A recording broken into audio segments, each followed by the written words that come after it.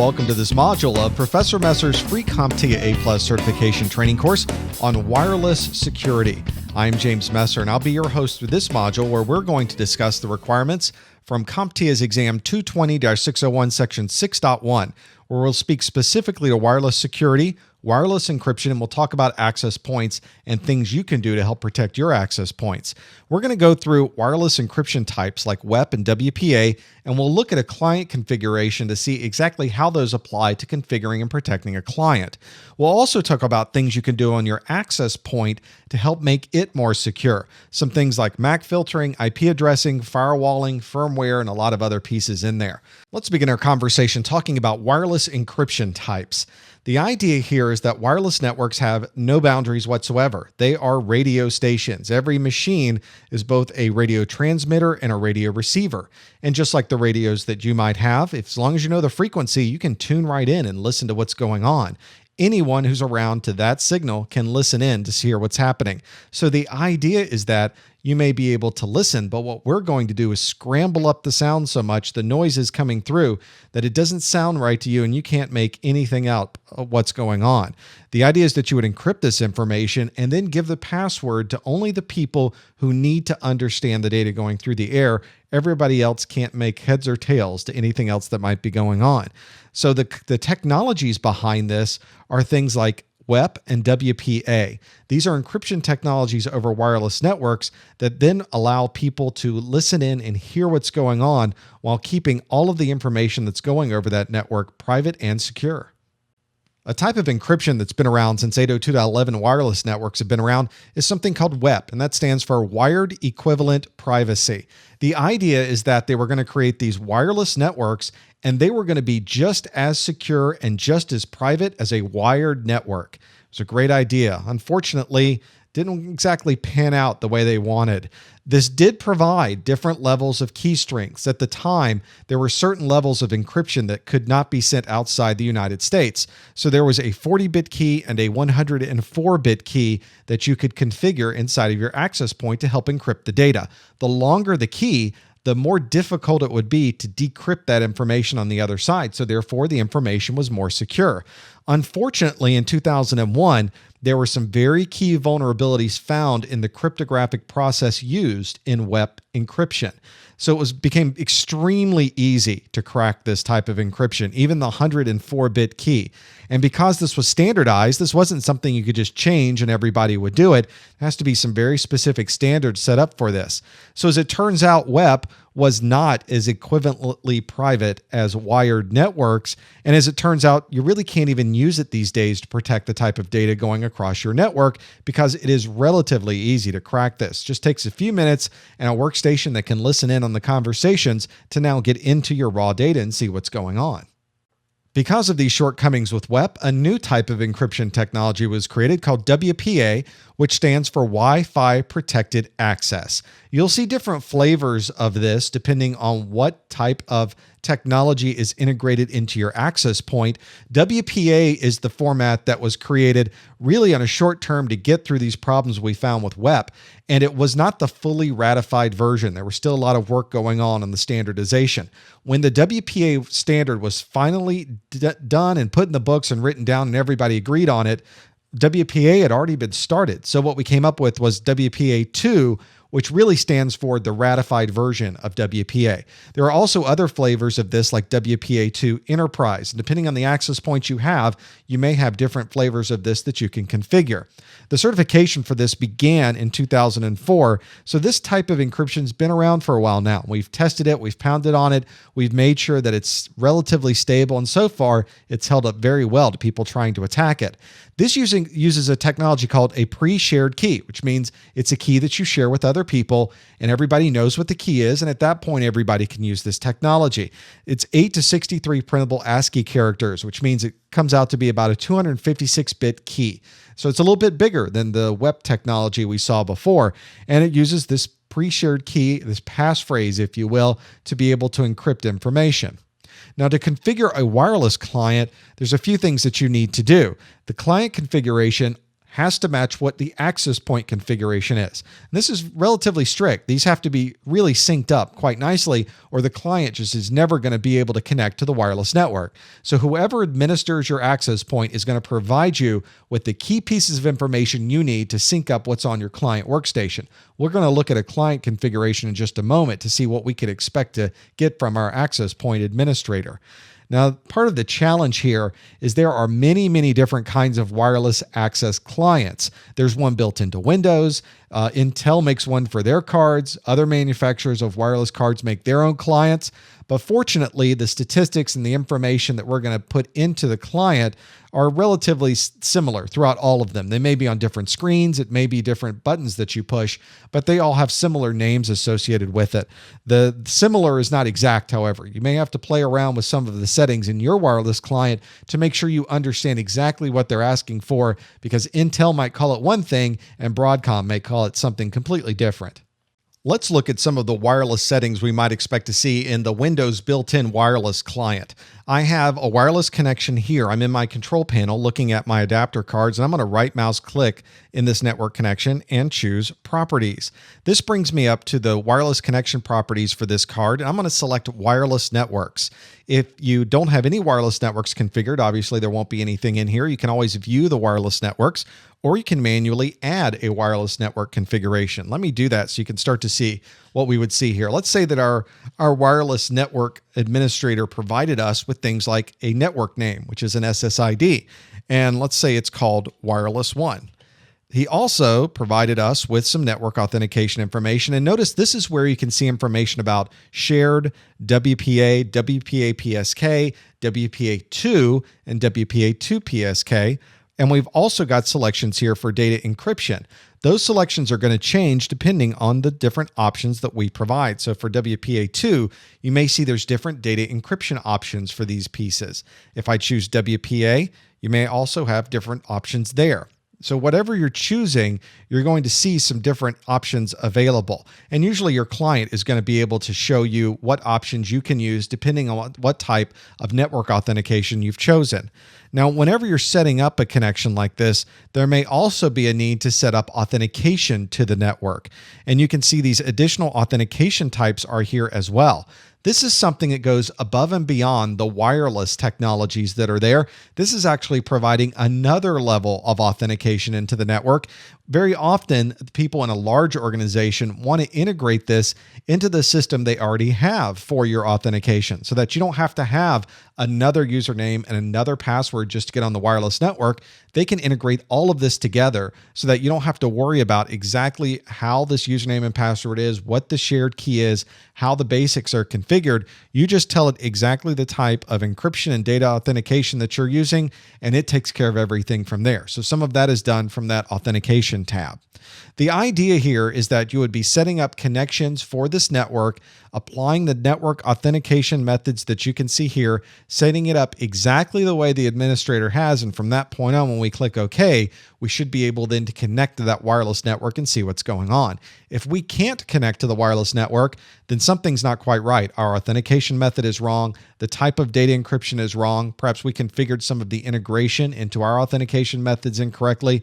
So you can see there are a number of places where this could go wrong, but there aren't that many options. We know we can at least try different things, get clarification on different items, and then go back to the administrator and say, did we sync this up properly? And eventually you'll get accustomed to where these things go and how it's configured, because once you get the first one done, it's going to be exactly the same configuration for everyone else. Everything that we were looking at on our client was really based on what was originally configured inside our access point. So there's a number of places in your access point where you should be security minded about the configuration options available to you. One of those is to keep in mind that usually your access point is also a router and it's also a firewall. At least it's that way in the consumer market. It's not always that case this case in the enterprise market, because the enterprise tends to have all of these as separate devices that have very specific requirements. But the consumer market, when you buy a wireless access point or a wireless router or a wireless firewall, it's really doing all of these things all at once. So it's very nice to have one of those. If you are connected to the internet on your network at home, you really should have some type of hardware-based firewall to protect yourself and everybody else who uses that network. You want to try to avoid some things that we call security through obscurity. This means that you're trying to keep things secure by pretending it's not there or making it look as if it is not there. The problem is that an open door is an open door, whether you have put some type of camouflage over it or not. There are a few things that are in the list here that do qualify as security through obscurity. Now, that doesn't mean you should avoid those things. If you have a chance to confuse someone or make someone not see something, you should probably take advantage of it. But don't rely on that as security. Just have it another layer of security on top of the things that you're already doing. The idea with wireless networks ultimately is that encryption is almost always the best security solution for this. There are multiple ways to apply encryption to wireless networks. We'll talk about all of those as we go through this list. A good place to start with wireless access point security is securing the wireless access point. Every access point allows you to get in and do administration of that access point, and it usually uses a username and password to allow you access. There are very well-known default settings, which means an admin login and an admin password of some kind. Every different access point, every manufacturer's access point has a default setting for the default username and password. You should automatically just assume change that right away. Make sure that your password, your username and password is not the default. Although by default, most access points don't allow you to manage that access point from the outside, if somebody was near your house, they could get on your inside network and then administer your access point. You don't want that to happen either. You want to avoid enabling access from the WAN at all. There usually is a checkbox, and as I mentioned, it's usually turned off. Don't turn that on. Even though it's so convenient if you're somewhere else to be able to administer your access point, that makes it way too convenient for someone else to be able to try to administer your access point. Only allow access to your access point from inside of your network. Another thought behind securing your wireless network would be to do something like MAC filtering. MAC stands for Media Access Control, and this refers to the hardware address of your wireless card. Every network card has a hardware address, and the hardware addresses are unique on every single card. This means that it's very easy to set a unique identifier to these cards and potentially even set a filter on your access point that only allowed access to the cards that we know of and restricted access to everyone else. What this really does is keep out the neighbors and requires a little bit of additional administration if you happen to have visitors over who want to get onto your network that you've now restricted everybody from. The idea is that this physical hardware address is a great thing to filter on. Unfortunately, if you're sniffing the air, if you're looking for this information and you have a way to listen in on your radio frequency, you can see what the MAC addresses are that are going across your network. These MAC addresses are not encrypted. They cannot be encrypted because this is the fundamental way that your access point communicates with you. So it's very easy to find these addresses. And once somebody leaves the network, it's also very easy to spoof or to create a fake access point MAC address hardware address that can get into your access point. And this can be spoofed very easily. You use free open source software to listen on what's going on, and most drivers of wireless cards allow you to spoof that MAC address. So in many ways, this is a little bit of security through obscurity, although it does provide you at least some level of administration to only allow certain devices and maybe not things that are completely unknown from getting onto your network. Another concept behind filtering or restricting access to a wireless network is something called SSID management. SSID stands for Service Set Identifier, and it is essentially the name of your wireless network. This is something that you configure when you first set up your access point. If you plug it in with no configuration, you'll very often see wireless service set identifiers like Linksys or Default or Netgear, because that's the way that they ship right out of the box whenever you plug them in and turn them on, and it's very descriptive as the type of access point that you happen to be running. An idea is that you should change your SSID to something that probably doesn't point to you. You don't want anyone to know that this is your access point in your house. And the idea is that you don't want people guessing usernames and passwords or getting more information about your network than they probably shouldn't. The idea behind filtering this is there is an option within your access point to disable the broadcasting of this SSID. By default, your access point is always advertising itself. Hi, I'm Linksys and I'm right here. Hi, I'm Netgear and I'm a wireless access point. And the idea is that if you turn that broadcasting off, when somebody looks at a list of available wireless access points, they won't see yours. So we're really trying to keep people from seeing what's going on. But this, again, is security through obscurity. You can still connect to the Linksys network. You can still connect to the Netgear network or whatever you happen to call it, but you have to first know the name. And of course, nothing is completely invisible. When people are first connecting to your wireless network, they have to use those names to be able to connect. So if I do have a protocol analysis tool and I am sniffing the air, I can see that go across in the packets. So it's not completely invisible. It's just not advertising itself. So again, not a foolproof way to filter, but another layer of security you should consider when setting up your access point. On most access points, you get an IP address automatically. Your workstation requests an IP address from the access point, and the access point also has inside of it a DHCP server, which automatically provides IP addressing. Very convenient. It works quite nicely. The concept behind security associated with that is that that's too easy. That means that anybody could show up, and if they know the access point WPA key, they could also get an IP address automatically. So the idea is that we create these addresses manually, and we have the access point not provide any type of IP address to anybody on the network. Well, this means there's going to be a little bit more management involved of your end stations. And if you ever decide to change your IP addressing scheme, you're going to have to go around to every device that has an IP address and make sure it's changed. If this is an unencrypted network, doing this is pointless. I can see all of your data and all of your IP addresses anyway with any network analysis tool. But if the encryption is broken in any way, I will also see your IP addresses. There's just too many opportunities in here to be able to get some insight into your IP addressing scheme. And in the end of things, if I'm already in your unencrypted network, the IP addressing is just a minor thing. And again, this is more of security through obscurity. The idea is that we're making it a little bit harder, but in the end, I'm still able to see this information. And if somebody's really knowledgeable with IP addressing and with security, they're also going to see this information as well. A very good way of securing yourself on these wireless networks, especially the ones that you might have in your home in a consumer market, but this is also used in large organizations, is taking advantage of the firewall. Every single consumer access point out there also has built into it a router and a firewall. These are stateful firewalls, and they work extremely well with what they do. They're very useful. There's almost no administration on them whatsoever.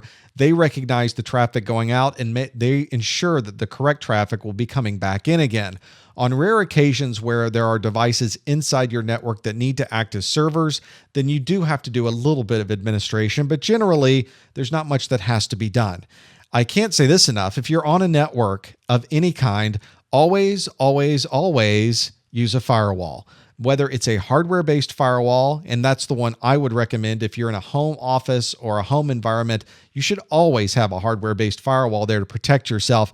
If you are leaving that secure network, you're on a laptop, make sure you have a personal firewall or software firewall on there. Make sure it's up to date and make sure that it's turned on and that you're using it, especially if you get on wireless networks. It's way too easy these days to get into people's machines and see what's going on. And to always have a firewall available and running is really important. A best practices to security that's often overlooked is something called firmware. This is the fundamental operating system of your access point. You need to make sure that you always have the latest. There are a number of bug fixes that come in firmware upgrades, but also wireless technology changes quite often. Whenever you have dramatic changes, when everybody went from WEP encryption to WPA encryption, it was generally a firmware upgrade that provided that extra capability into your firewall, into your router, and your access point. Now, this wireless technology is undergoing this constant change, but obviously there is a need to also keep up with that. If you have consumer-based firewalls, access points, one thing you'll notice is that very often the firmware is updated to a point and then the manufacturer won't update it any longer. So if you have an older access point, you may find there aren't a lot of firmware updates coming down the road from you. So make sure that if you're running an older access point, that it at least has some of the latest capabilities with encryption like WPA and WPA2, and that you are taking advantage of those. If you don't have WPA at a minimum and WPA2 on your access point, you should probably consider spending another $50 and getting another access point that at least has latest firmware and some of the latest encryption technologies for you. We've looked at a number of concepts in wireless security in this module. We've looked at encrypting our client and how WPA and WEP encryptions can be used in our client configuration. And we've looked at some best practices in wireless security, some that are pretty good, some that are okay, some that are probably just there for you to think about and consider as another layer of security through obscurity, but they all apply in some degree to wireless security in our environments today. For more A+ videos, to participate in our message boards and much more, you can visit our website, freeaplus.com.